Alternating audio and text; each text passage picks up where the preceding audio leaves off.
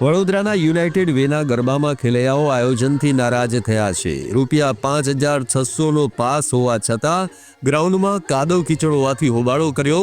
ગાયક અતુલ પુરોહિતે ખેલૈયાઓને સમજાવવાનો પ્રયાસ કર્યો, પરંતુ તેઓ રીફંડ અને યુનાઇટેડ વે હાય હાયના નારા લગાવતા રહ્યા। કેટલાક ખેલૈયાઓએ તો નેપાળ જૈસા પ્રોટેસ્ટ કરના પડેગા ત્યાં સુધી કહી નાખ્યું।